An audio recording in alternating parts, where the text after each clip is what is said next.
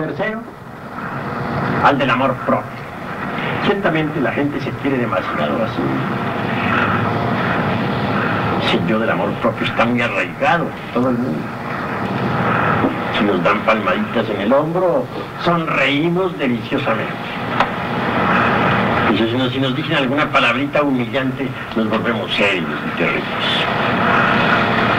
Ese yo del amor propio hay que aniquilarlo. Es el tercero que habría que cargarle en ese momento. Todo el poder de la divina Shakti.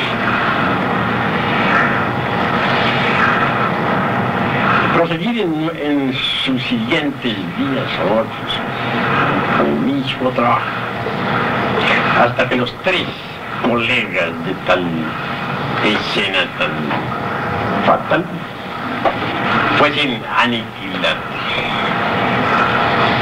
Pero vean, es de la vida práctica de donde debemos sacar el material para la destrucción del ego.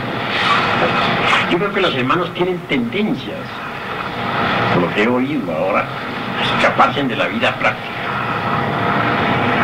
Quieren disolver el ego huyendo de la vida práctica, lo cual es manifiestamente absurdo.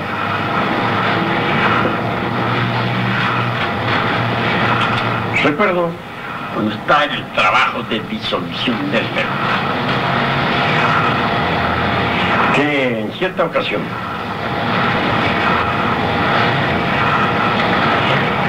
un hijo mío cometiera un error absurdo. Tal error, cual fuera el de atropellar con su carro a otra persona, a un obrero. Ciertamente me costó determinada suma. Mordida, entre paréntesis. Tuve que dar la mordida. Unos 2.000 pesos para el infeliz herido y otra cantidad para la policía. Así evité que ese pobre muchacho fuera a dar pues a la cárcel. Pero ahí no termina la cuestión. La realidad fue que cuando hube de ir a cancelar la deuda,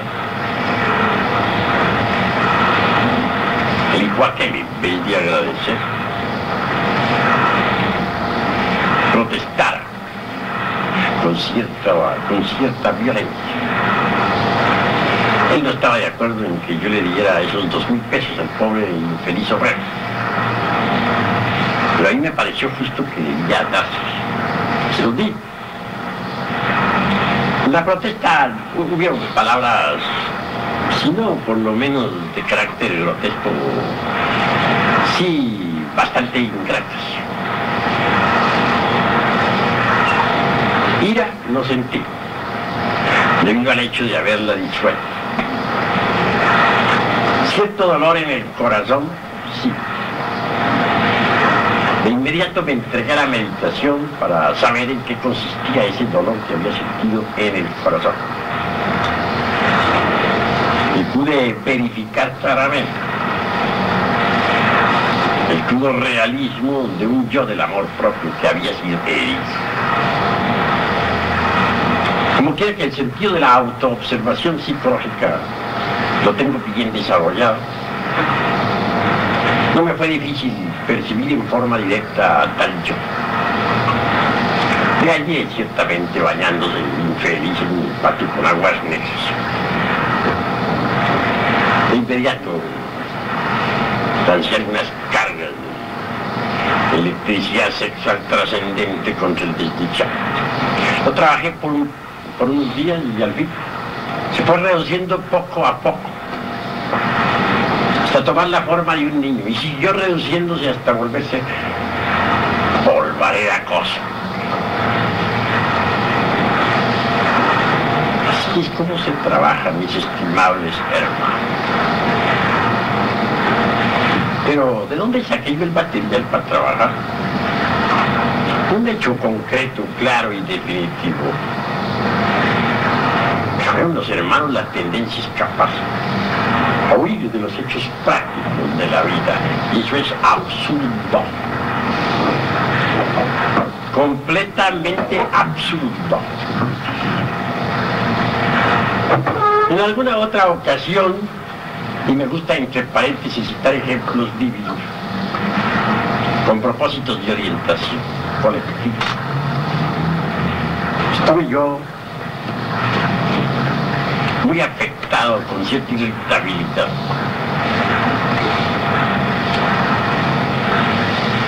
por palabras de aquel hijo, que eran, por cierto, muy hermosos.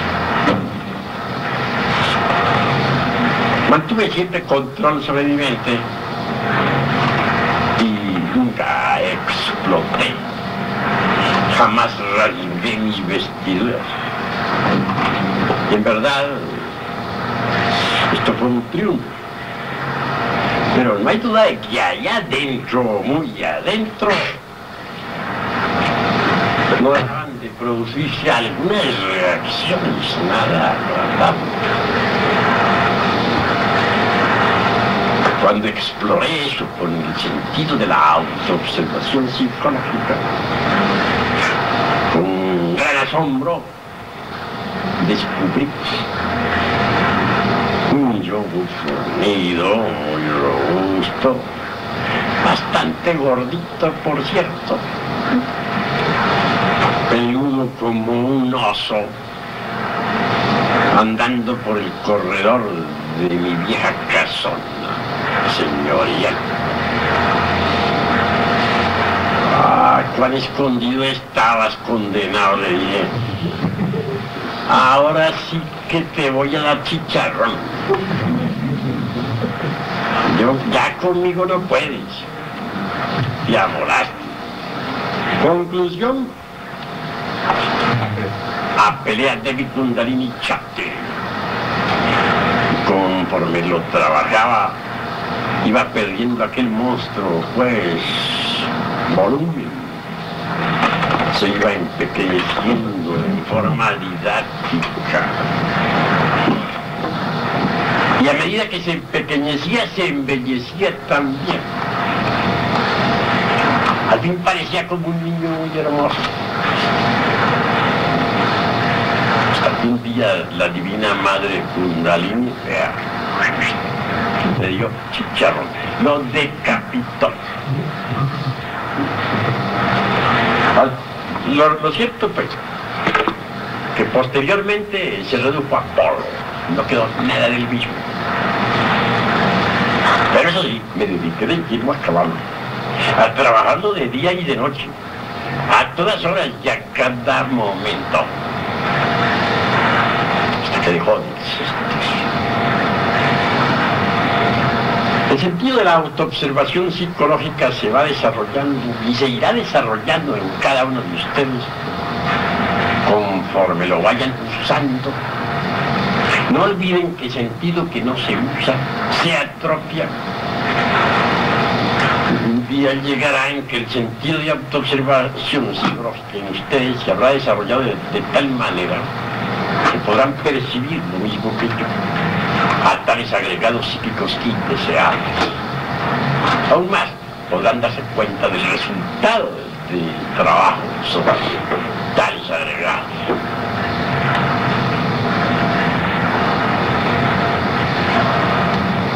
En nombre de la verdad, tengo que decirles que así como allá en el firmamento existe una luna, así también, mis queridos hermanos, dentro de nosotros hay una luna psicológica. Así como la luna que brilla en el firmamento tiene dos caras, la que se ve y la que no se ve, así también dentro de nosotros la luna psicológica tiene dos aspectos. Aquel que es visible a simple vista mediante el sentido de la autoobservación psicológica, y aquel que a simple vista, pero no es visible, oculto, desconocido, incógnito. Sin embargo, este último se torna visible cuando el sentido psicológico se ha desarrollado hasta el máximo. Creo que los hermanos van entendiendo pues todas estas cosas. Creo que van comprendiendo. Ahora tienen ustedes que lanzar toda la carga contra los agregados psíquicos de la parte visible de su luna psicológica. Mucho más tarde en el tiempo habrán de lance en ristre contra los elementos indeseables de la luna negra. Esos que a simple vista no se ven. Muchos santos lograron aniquilar los agregados psíquicos de la parte visible de su luna psicológica, mas nunca supieron nada sobre los elementos indeseables de la otra cara de su luna. Y aunque se sumergieron en el nirvana, en el Mahaparanirvana, tuvieron de retornar más tarde y continuar su trabajo con la cara oculta de su luna psicológica. En todo caso, ya se trate del aspecto meramente visible de la luna psicológica o del oculto, los elementos para el trabajo tenemos que encontrarlos en los hechos concretos de la vida práctica. Así que no se me escapen. No traten de evadirse de la vida real. Deben ser más prácticos. Si es que quieren en verdad desintegrar el ego. Conforme lo vayan haciendo, conforme los agregados psíquicos se vayan pulverizando, conciencia, la esencia embotellada entre los mismos, ya emanciparnos. Este es el camino para cristalizar en nosotros eso que se llama alma. Habrán de pasar ustedes todos por grandes crisis morales. No es esto cuestión de mero intelecto. No se trata de simple demagogia, ni de vana palabrería insustancial de charla ambigua. No. Repito lo que ya dije, aunque me haga cansón, que si el agua no hierve a 100 grados, no se cocina lo que tiene que cocinarse y no se desintegra lo que debe desintegrarse. Así, si no pasamos por espantosas crisis emocionales, se desintegran esos yoes. Cuando descubrí precisamente el yo del amor propio, que muy escondido estaba entre los repliegues profundos de mi psiquis, sentí gran dolor. Tuve de pasar por gran crisis emocional. Sufrí mucho. Y me arrepentí, en verdad. Entonces conseguí que Devi Kundalini Shakti pulverizara tal elemento indeseable. Cuando descubrí que había por ahí un demonio bien perverso que sentía ira, que venía de tiempos muy antiguos, sufrí lo indecible. Pasé por horribles crisis emocionales. Sentí vergüenza de mí mismo. Conseguí que Kundalini Shakti pulverizara tal elemento psíquico abominable. Así pues, no se me escapen. Los elementos indeseables los encontrarán ustedes en el terreno de la vida práctica.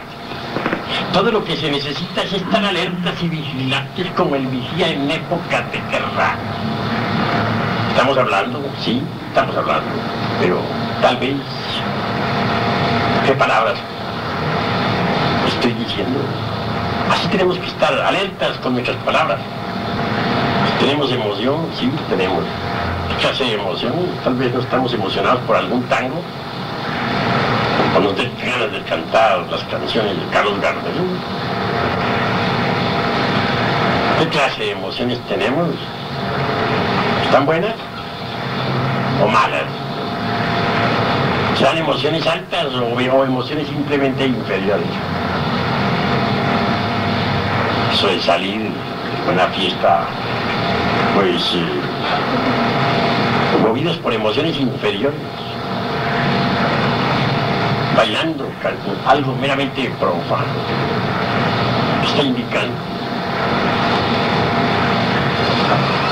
De manera que en los hechos de la vida práctica debemos descubrir las emociones inferiores, acusan, indican, yo es emocionalmente inferior, que hay que desintegrar.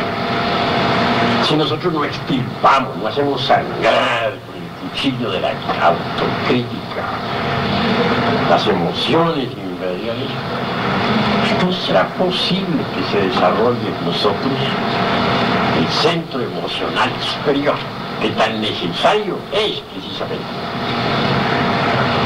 para recibir los mensajes que vienen de los mundos superiores. Así que es en la vida donde debemos autodescubrir. Tenemos que estar acechando nuestras propias palabras, nuestros propios pensamientos, nuestras propias ideas. Que de pronto llega a la mente un pensamiento lujurioso, una escena morbosa. ¿Ustedes creen que va a llegar a ser hipócrita?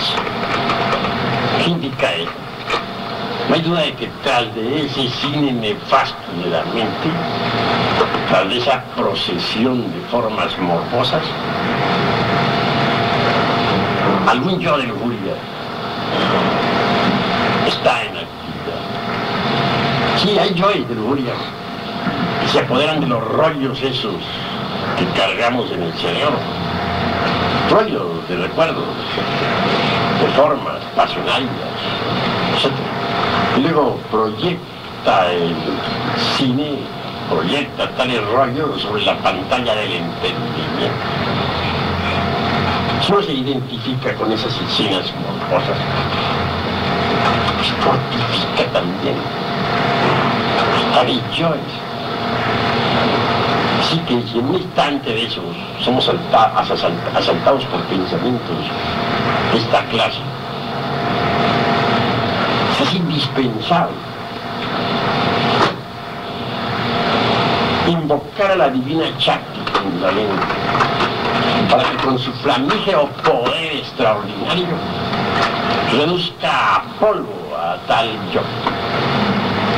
Si no procedemos así, si antes bien nos identificamos con el mismo, si las escenas de lujuria nos encantan, entonces en vez de ser disuelto tal yo, se fortificará extraordinariamente.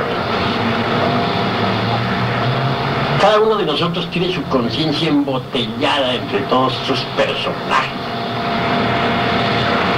de los distintos dramas, comedias y tragedias de la vida. Cada uno de nosotros tiene la conciencia embotellada entre los egos. Pues reduzcamos esos egos a polvo. Y la conciencia será libre. Una conciencia libre es una conciencia iluminada. Es una conciencia que puede ver, oír, tocar y palpar las grandes realidades de los mundos superiores. Es una conciencia omnisciente y divina. El día que ustedes hayan aniquilado el ego en su totalidad, lo último que deberán aniquilar será, ¿qué? Los gérmenes del ego. Muerto el ego quedan los gérmenes.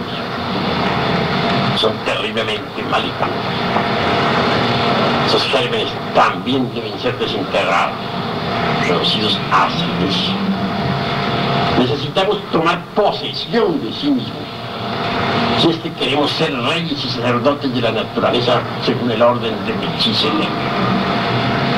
No podíamos tomar posesión de sí mismos, en tanto continuara la conciencia embutida entre los diversos elementos indeseables de la psiquis. La conciencia que ha tomado posesión de sí misma es una conciencia libre, una conciencia que ha tomado posesión de sí misma es admitida en la orden de Melquisedec. Es una conciencia omnisciente, iluminada, perfecta. Eso es lo que nosotros necesitamos. El día que ustedes hayan tomado dijéramos, con conciencia iluminada, el día que ustedes hayan hecho libres de verdad, ese día también habrán cristalizado eso que se llama alma. Serán todo alma. Hasta su cuerpo físico se volverá alma. Estarán cargados de atributos y poderes, cosas. Poderes que divinizan. Les he enseñado hoy pues una didáctica práctica a través de una dialéctica definitiva. Y en este preciso instante vamos a entrar en meditación. Pero antes es necesario saber sobre qué vamos a trabajar. De lo contrario no tendría sentido lo que vamos a hacer. Como quiera que pienso, ustedes son personas que luchan por el autodescubrimiento. Es obvio que ustedes estarán trabajando sobre tal o cual error psicológico. ¿Hay alguno de ustedes que todavía no sepa sobre qué va a trabajar? Es posible que exista aquí en este grupo algún hermano que no esté ocupado en desintegrar algún defecto. Si así fue, me gustaría conocer. ¿Cuál de ellos? Yo tengo trabajando, pero concretamente yo le quería preguntar sobre cuál trabajaría yo. Pues es que a mí me surgió esta pregunta en el transcurso de conferencia. Porque uno en la vida práctica ve uno y otro defecto. Entonces uno se confunde después sobre cuál trabajar. Y yo le pedía por favor de que me dijera con cuál trabajar. ¿Sobre cuál estás trabajando tú? Estaba tratando de trabajar sobre la concentración, la lujuria, sobre la ira, sobre el miedo, sobre mucho, entonces se confunde uno. Pero ¿sobre cuál estás trabajando? Por eso. Específicamente. Veo que eres un hombre juicioso. Y por lo tanto es obvio que ya habrás especificado tu trabajo. Yo he querido trabajar más sobre la luna, pero se me han atravesado otros también. Bueno, ese es el pecado capital, bien lo sabes. Entonces, me ha confundido, que quiero también eliminarlos y entonces... El de la lujuria es capital. Y se trabaja durante toda la vida, pues ahí está el pecado original, la raíz de todos los defectos. Pero siempre hay que trabajarlo asociado con alguno otro. Que se trabaje la ira, pero la lujuria continúa. Se trabaje la envidia, pero la lujuria continúa. Que se trabaje el orgullo, pero continúa la lujuria. Ese es capital. O sea, uno en una misma meditación hace todo lo que se recuerda uno de todo. Eso de lo que se recuerde me suena incoherente, vago, impreciso, inodoro, insípido, insustancial, incoloro. Pensemos con exactitud. ¿Cuál defecto acabas de descubrir en tu vida práctica? Si tú estás alerta y vigilante como el vigía en época de guerra, tienes que haber descubierto algún defecto. ¿Cuál acabas de descubrir? ¿Qué situación tienes visto ahora metido últimamente? ¿Tuviste alguna palabra de ira? ¿Tuviste un impulso orgulloso? ¿Cuál fue el último que descubriste? ¿En qué situación? ¿En la calle? ¿O fue en la casa? ¿O fue en un bar? ¿Dónde fue? ¿Qué te sucedió? ¿O estás durmiendo? De la ira. Un arranque de ira. Bueno, me gusta que seas sincero, ¿sabes? Está bien. Pues eso es lo que uno tiene que hacer. Vivir alerta y vigilante como el vigía en época de guerra. ¿Dónde fue la ira? ¿Cuál fue el momento? ¿Puedes reconstruir la situación? ¿Puedes tú visualizar el instante en que sentiste ira? ¿Puedes hacerlo? Pues si tú puedes visualizar, recordar cómo fue la cosa, pues ahora vamos a trabajar sobre eso. Hay hechos concretos que vamos a partir. No vamos a partir de hechos vagos, incoloros, insípidos, inodoros, insubstanciales. No, vamos a partir de hechos concretos, claros y definitivos. Vamos a ser prácticos. Elige tu posición. Reconstruye, visualiza esa escena de ira y sobre eso vas a trabajar ahora en la meditación. A ver, hermano, dime. Maestro, ¿qué sucede cuando uno descubre un defecto que le está atacando, por ejemplo, de ira? Cuando uno le explica a su divina madre que lo ayuda a eliminar, que es muy importante. Bueno, ¿de qué situación partiste? ¿Cuándo sucedió eso? ¿Qué caño? ¿Qué número de casos? Yo quiero hechos. No me vengas con variedades. Eso sucedió ayer precisamente cuando un ataque de ira, porque yo quería escuchar su conferencia. Sí. Pero entonces, pues ese anhelo que tengo yo se sintió herido, ¿no? Porque mi esposa no quería ir. Entonces yo me airé. Pero en ese mismo instante supliqué a mi divina madre y lo acusé. Pero no sé si logré algo porque sea de cortarle la cadena. Bueno, la cosa está simpática, ¿sabes? Vamos a ser más prácticos. Te airaste contra tu pobre esposa. Pero tú ya sabes por qué te airaste. Porque no me dejó ir a la conferencia. Por eso. De manera que hubo ira. No te dejó ir a la conferencia. ¿Qué se sintió herido en ese momento? En ti. Bueno, entonces hay dos defectos. Hay uno, ira, y otro, orgullo. Sobre esos dos yoes vas a trabajar ahora concretamente, prácticamente. Aquella petición que hiciste en este momento está bien, pero fue un poco a la ligera. Ya reflexionaste sobre eso, ya reconstruiste la escena. ¿Cuántas horas estuviste en tu cama con el cuerpo relajado, haciéndote consciente de lo que sucedió? ¿Qué podrías decir? Exactamente. Bueno, fue una previsión inmediata y ligera que hice para que se me quitara la sensación que sentía más. Está muy a la ligera. Está muy a la ligera. Necesitamos ser más profundos. El agua que corre turbia es el agua de poco fondo. Necesitamos aguas de mucho fondo.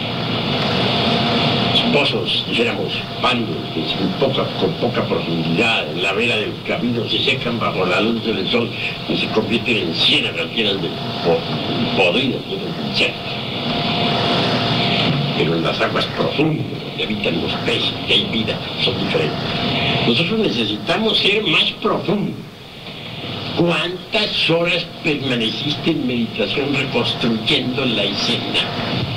Bueno, maestro, yo lo dejé para hoy. Estás chistoso, ¿no? Estás chistoso. Ya sabes, vamos a trabajar contra el yo de la ira y contra el del orgullo. A ver, hermano, tú que estás allá en el último rincón, habla. Maestro, quisiera que me ampliara un poquito el tema sobre el rasgo particular, ¿no? Pues ya hasta ahora en Guadalajara que existe la meditación de la muerte del yo, ¿no? Y no la tengo así muy clara. Claro que más o menos he tratado de comprenderla, pero me gustaría escuchar un poquito más profundo sobre el rasgo particular, ¿no? Rasgo psicológico principal. Sí, es fundamental el rasgo psicológico principal, porque cuando uno lo conoce, lo trabaja y entonces se hace más fácil la desintegración del ego. Pero voy a decirles a ustedes una gran verdad. Antes de autoexplorarnos para conocer el rasgo psicológico principal, debemos haber trabajado bastante, por lo menos unos 5 años. No es tan fácil podernos descubrir su rasgo psicológico principal. En verdad que uno sobre su propia personalidad tiene falsos conceptos. Uno se ve a través de ve su personalidad a través de la fantasía. Uno piensa sobre sí mismo siempre en forma equivocada. Más bien los demás pueden a veces verlo a uno mejor. Pero uno sobre sí mismo tiene conceptos totalmente falsos. No podría uno descubrir su rasgo psicológico principal en tanto no haya eliminado un buen porcentaje de agregados psíquicos inhumanos. Por eso conceptúo que si se quiere conocer el rasgo psicológico principal, se trabaje por lo menos unos 5 años.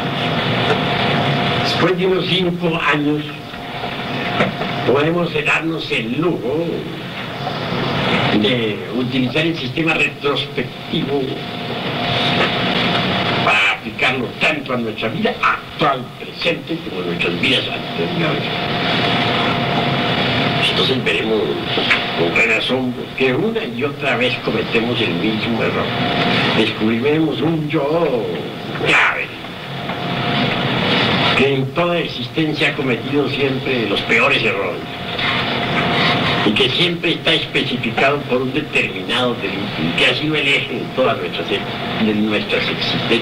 nuestras existencias anteriores. Pero obviamente, para practicar con cierta lucidez ese ejercicio retrospectivo hay que haber eliminado primero muchos yoes. De ninguna manera podría yo creer que ya debiese descubrir el rasgo psicológico fundamental si uno no ha usado inteligentemente el sistema retrospectivo. Para usarlo de verdad con lucidez, también necesitamos ser sinceros. Cuando se está la conciencia demasiado metida entre los yoes, no hay lucidez. Entonces el ejercicio retrospectivo en esas condiciones resulta incipiente, sino fantástico o equivocado. Ese es pues mi concepto. A ver, hermano, habla.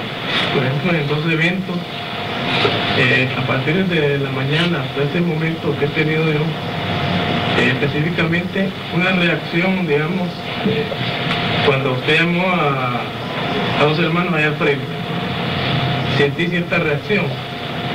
Después, en otro evento, otra reacción que obedece a ciertos yo.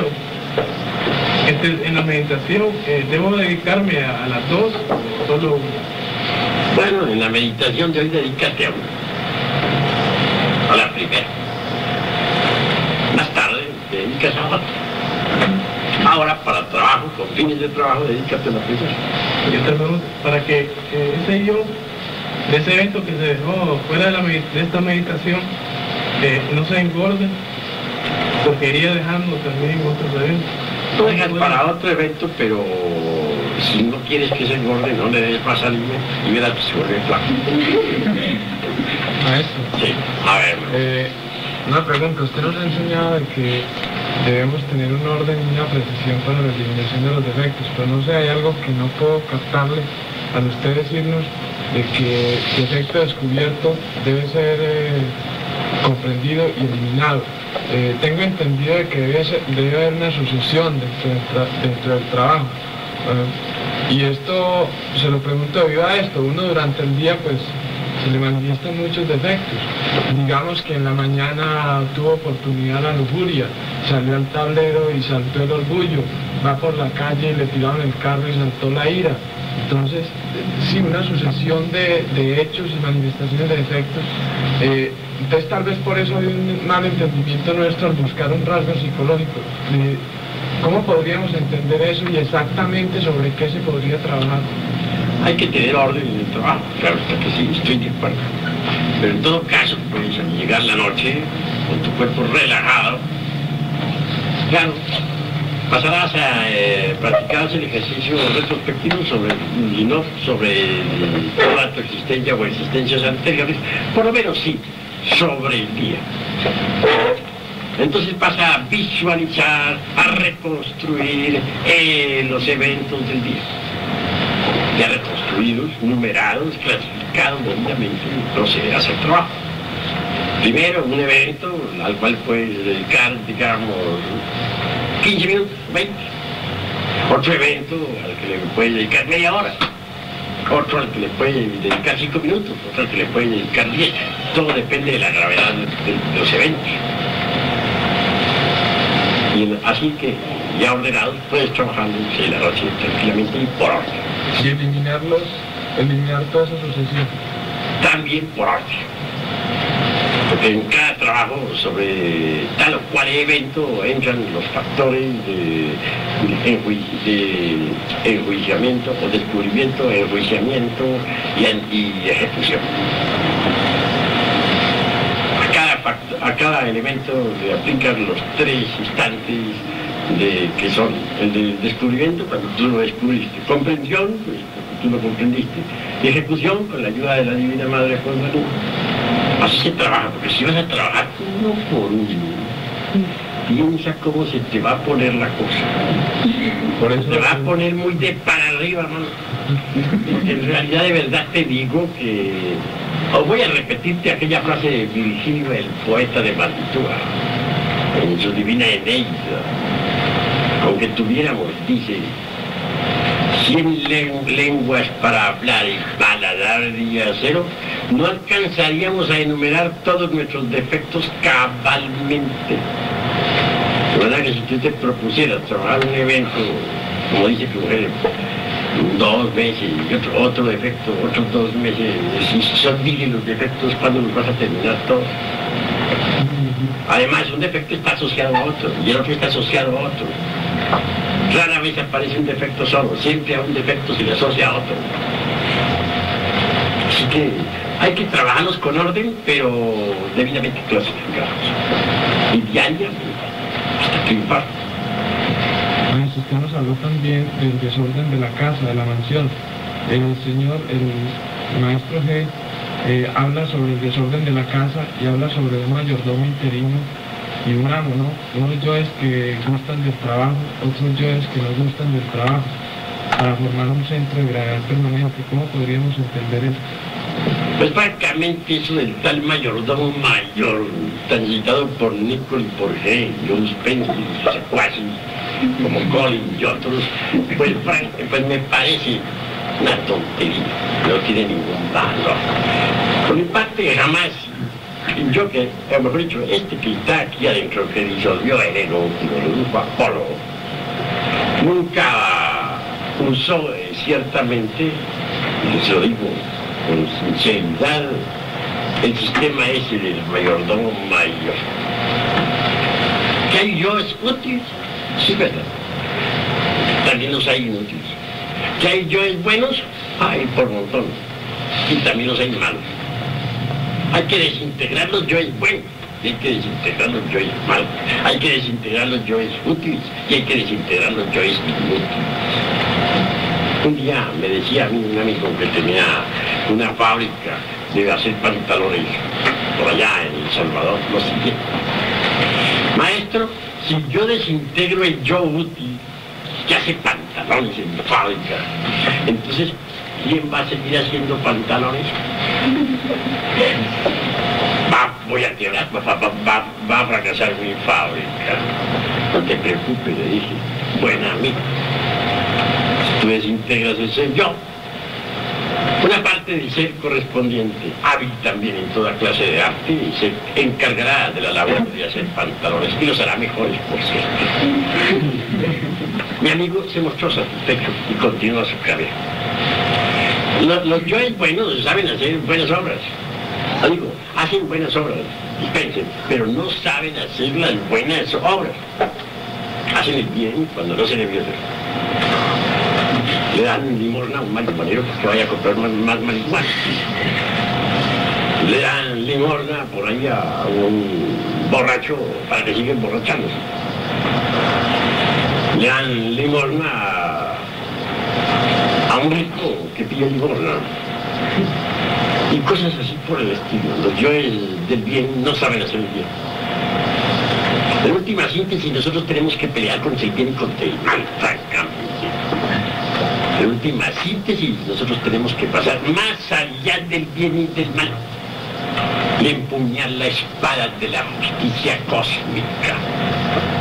Al fin y al cabo, ¿qué es lo que llamamos bien? Hagámonos conscientes de eso que llaman bien. Bueno es todo lo que está en su lugar, malo lo que está fuera de lugar. Por ejemplo, el fuego ahí estaba, es bueno, ¿no es cierto? Pero ¿qué tal que ese fuego quemando ahí las cortinas o asándolos a ustedes vivos? ¿Cómo les parecería? ¿A ustedes les gustaría sentirse convertidos en teas encendidas? Creo que no, ¿no? Bueno, ahora el agua ahí entre ese vaso está bien. Todavía en la cocina, pues sirve para lavar los platos, las tazas. O ahí, en esa pequeña fuente. Correcto. Pero ¿qué tal el agua inundando todas las habitaciones? Sería mala, ¿verdad? De verdad que bueno es lo que esté en su lugar, malo lo que esté en su lugar. Una virtud, por bueno, por muy santa que sea, si queda fuera del lugar se vuelve mala. ¿A ustedes les gustaría ya como misioneros gnósticos ir a enseñar, dar las enseñanzas por ahí en alguna cantina? ¿Ustedes como misioneros gnósticos echarían por ahí a una casa de citas a alguien? ¿Seguro? ¿Les gustaría? Creo que no, ¿no? Y si les gusta, pues no se lo recomiendo. Porque eso ya sería malo. Absurdo, además. Así que bueno lo que está en su lugar y malo lo que está fuera de lugar. Entonces, al fin y al cabo, las palabritas bien y mal van quedando fuera de uso. Podríamos más bien decir correcto o incorrecto. Así que lo importante en la vida es, dijéramos, disolver los yoes, sean estos buenos o sean malos, no importa. Si de pronto descubrimos nosotros a un yo, mejor dicho, si de pronto nos dio por darle limosna a un marihuanero para que siga marihuanándose, obviamente hemos descubierto un yo del bien que debemos desenterrar. Un yo caritativo bueno, pero que es perverso y que hay que reducir a cenizas. Y si de pronto descubrimos nosotros por ahí un yo que intentó congraciarse con nobles amistades, beba y vuelva a beber, ¿qué diríamos? Que por humildad, porque aquellas personas son humildes, se trata del compadre fulano de tal, que hizo hoy la fiestecita de una de sus hijitas, ¿cómo lo vamos a despreciar? Bueno, acompañemos al compadre con unas cuantas copas hasta emborracharlo. ¿Estará bien eso? Es que porque somos muy humildes. Esa clase de yo hay que destruirlo, es un yo aparentemente bueno, pero que hay que destruirlo, hay que aniquilarlo. Así que tenemos que aniquilar los yoes del bien y los yoes del mal. Tenemos que pelear contra el bien y pelear contra el mal. Hable, hermano. ¿Y el yo gnóstico mal qué sabe? Pues voy a decirte las verdades. Esa pregunta resulta un poco en chino, ¿sabes? Porque aquí no hay nadie que no tenga su yo gnóstico. Lo interesante es que a tal yo también hay que aniquilarlo y debe quedar la pura conciencia gnóstica. El yo gnóstico se vuelve automático, mecánico, mecanicista, pues redúcelo a ceniza, y hazte consciente de la doctrina. Entonces ya la gnosis se desarrolla y se envuelve en ti por convicción de doctrinaria conscientiva y no como un mero automaticismo mecanicista. El yo gnóstico es mecánico. Pero la conciencia gnóstica es revolucionaria, rebelde, terriblemente decidida. A ver, hermano. Maestro, yo creo que tenemos que hacer mucho, ¿no? Ya que la oportunidad está con usted de realizar esta experiencia, el trabajo sobre la cuestión del Dios, que nos da una manita, ¿no? Una ayudita hoy, a ver si logramos profundizar un poco más en ello, ¿no? Bueno, pero si te estoy dando la manita, estoy dando las explicaciones que son fundamentales porque este trabajo de disolución del ego es algo muy, muy, muy de cada uno de nosotros. Nadie puede andar el camino por ti, solo tú puedes recorrer. Yo lo único que puedo es mostrarte el camino y darte las indicaciones precisas. Eso es todo. A ver, hermano. Entonces, ¿será buena técnica emplear la meditación de la muerte del yo, de los defectos que uno tiene en los sueños? Bueno, voy a decirte una cosa. Muchas cartas me llueven de gentes que quieren porciones nocturnas. Casi todos me exigen alguna receta para curar de esa dolorosa enfermedad. Yo siempre les contesto que en tanto continúen existiendo en ellos los yoes de las poluciones, habrá poluciones. Supongamos que un sujeto X tiene un sueño morboso. Supongamos. Como consecuencia, pues viene una polución nocturna. ¿Qué hacer? pues en el preciso instante de despertar, habrá de trabajar intensivamente al yo ese que produjo la producción. Habrá que apelar a David Kundalini Shakti para que lo desintegre. Y habrá que continuar durante un duro periodo de tiempo trabajando sobre ese yo hasta que aquí se funde. Pero si otro día surge otra producción que quiere decir que hay otro yo de lujurioso que la produce, entonces habrá que repetir lo mismo. Y al fin y al cabo, el día que no quede en esa clase de yoes, las poluciones habrán terminado. Ese es el único camino para llegar a curarse. Ahora, si supongamos que durante el sueño descubrimos nosotros, nos vimos en un sueño horrible peleando, llenos de ira contra otro,